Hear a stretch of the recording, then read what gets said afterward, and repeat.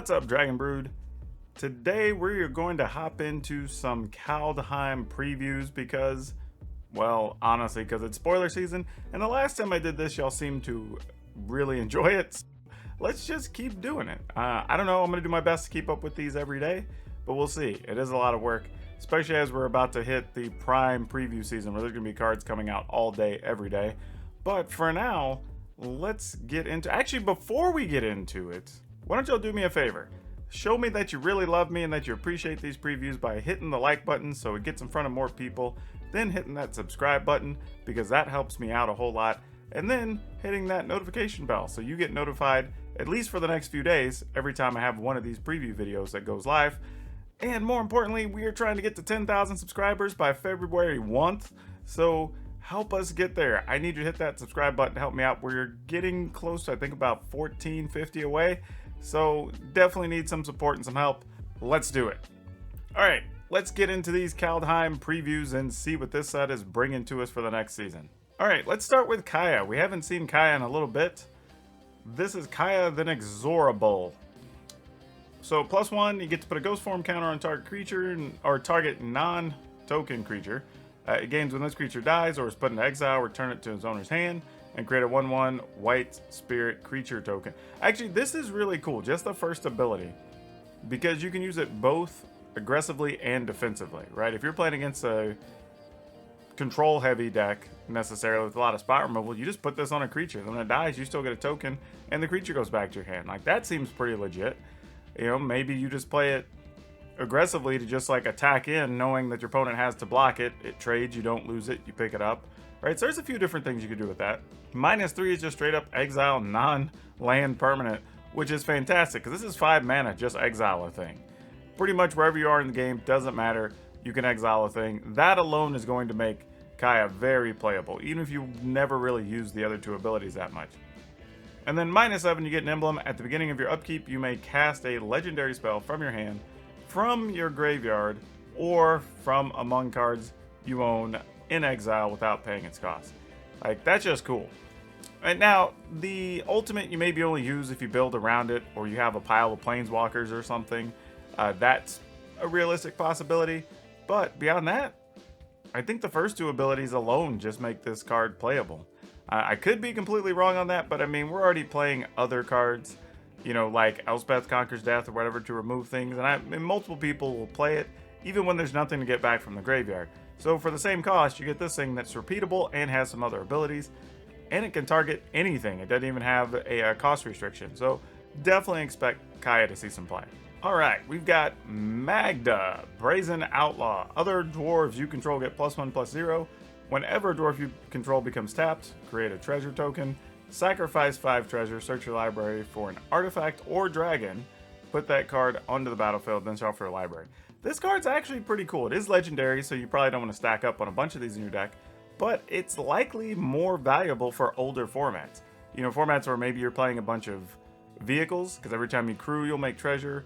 Maybe you want to play it with something like Stram and whoever the other race driver dwarf is. I can't remember the name right off my top of my head, but it's a red-white card. But, I mean, there's a few different things, and we're talking about pumping dwarves. Like, I don't know, maybe this is where we do the 7 dwarfs thing in Standard? I doubt it, but it's interesting to think about.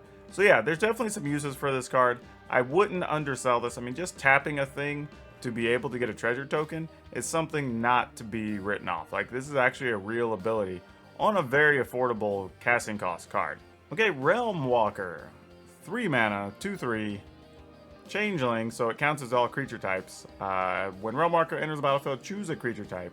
You can look at the top card of your library at any time. You may cast creature spells of the chosen type from the top of your library. So this card's actually okay. I don't know if it's really good, because you kind of have to play it in a themed deck, right? Something where you're already playing a bunch of cards of that type. So I don't know, maybe it's an additional elf card, or an additional beast, or something, right? Maybe dinosaurs, I have no idea.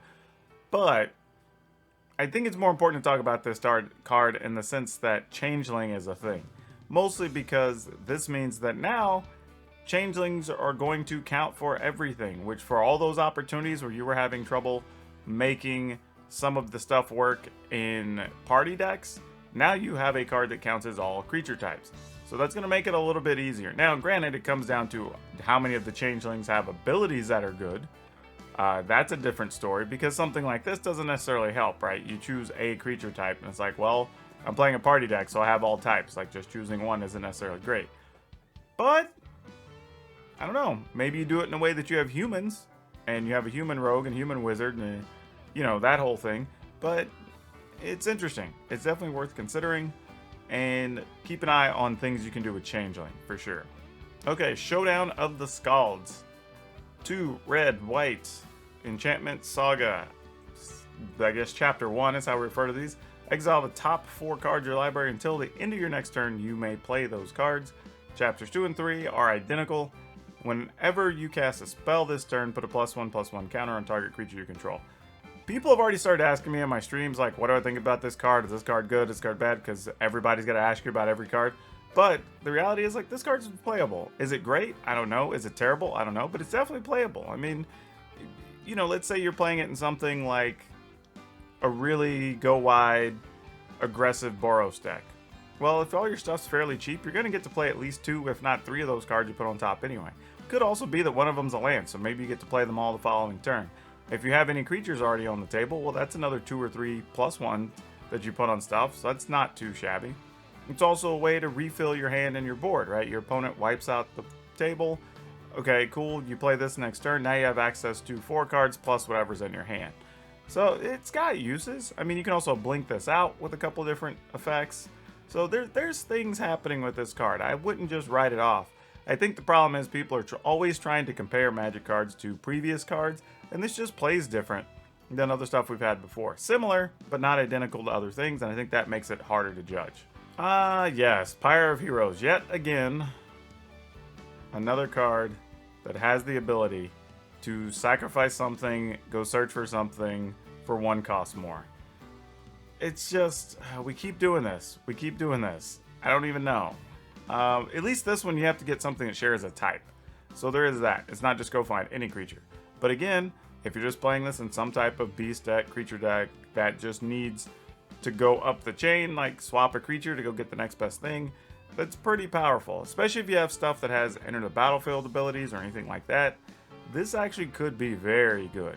How good? I don't know. You know, the fact that the other cards that tend to have this ability let you go get anything, you know, and that's actually a big deal. But here we're just getting the same creature type. So, I don't know. But again, if it's a changeling type thing, that sort of throws a wrench in those whole plans. So, yeah, stuff's kind of all over the place here. It's definitely something to consider, though, because again, changelings let you go get anything, and if you have a bunch of toolboxy stuff, maybe you're playing like 6 changelings or something, I don't know. But I do think this card will find a way to see some play. Alright, for as much talk as there's been about this card, I feel like I would be like just remiss to not discuss it. But this is a 3-mana, 3/3, Sauruf Realm Eater, legendary creature wolf. Whenever your opponent controls is put into a graveyard from the battlefield, put a +1/+1 counter on Sauruf Realm Eater. At the beginning of your upkeep, if he has 1 or more counters on it, you may remove all of them. If you do, exile each other non-land permanent with converted mana cost less than or equal to the number of counters removed this way. That's a complicated way of saying, hey, when something dies your opponent has, put a counter, then you can remove them all during your upkeep, kill things. Yeah, what do I think about that? I don't know. It's actually a tough one to judge, right? It kind of, this feels to me like it depends more on what the format looks like. But it is a 3/3 for 3. If you're playing it in some type of, say, like Soul Tie, Planeswalker type deck, like some type of control situation, you are going to be constantly killing your opponent's stuff. You'll be able to turn this into a 4/4, 5/5, 6/6 fairly easy.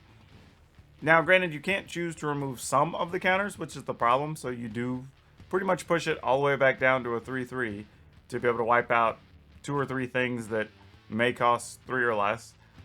So there's definitely some resource management, trying to decide, like, okay, how long do I hold onto the counters? Are they going to kill my creature before I get to blow it up and sweep away all their things? But I do think this card is definitely usable, playable.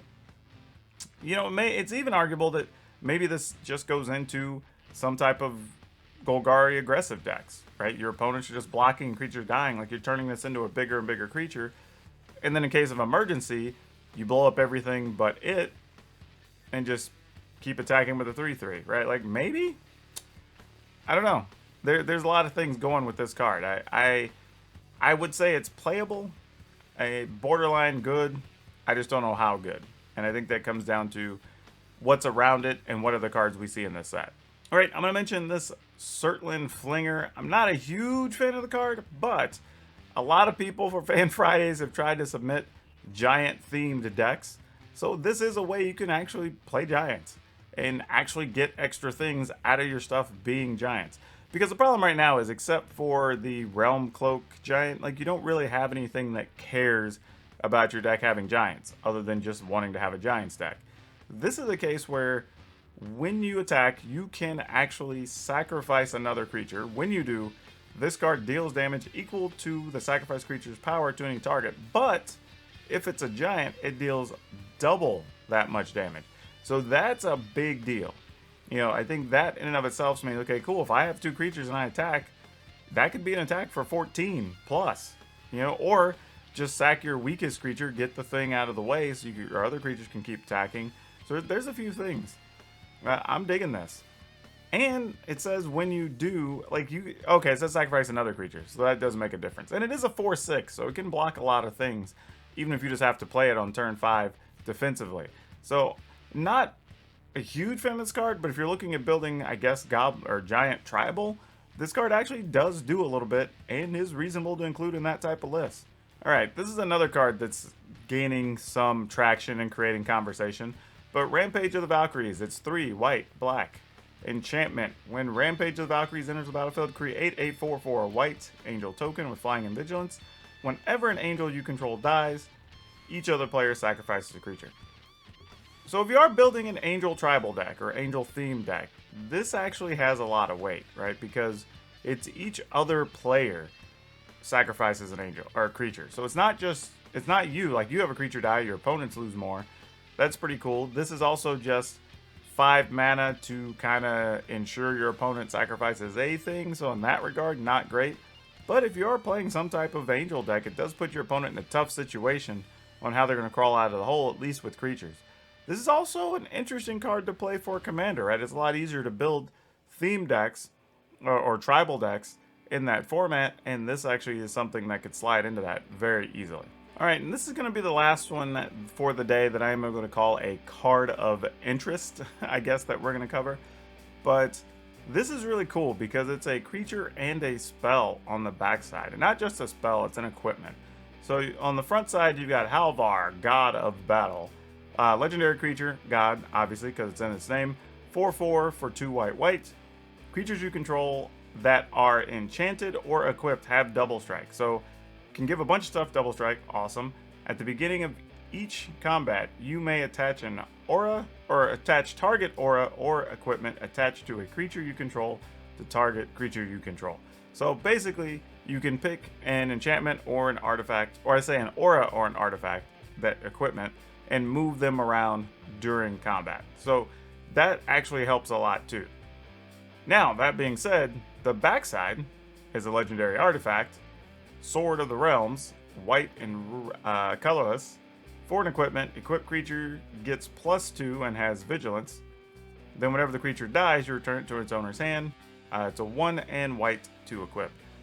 So as an equipment, it's solid, right? You get vigilance, and you basically protect your creature that when it dies, it goes back to your hand.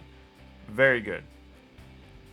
Also gives you the option of playing Halvar frontside and then drawing Sword of the Realms, or another Halvar, I guess, and playing the backside, Sword of the Realms, later in the game. So you could get away with playing 3 or 4 copies of this, even though it's legendary, and still get use out of it. Also, this is a really cool card to go into stuff like equipment-based Warriors decks, right? Like, I could see some Boros decks wanting to slide this in there, because it is an affordable equipment on one side, just 2 and 2 to equip, but it also just gives everything double strike. Or it's just a 4/4 that you fight with and gives you the option to move equipment around. So this is a good all-around card. Now, does it have an immediate home?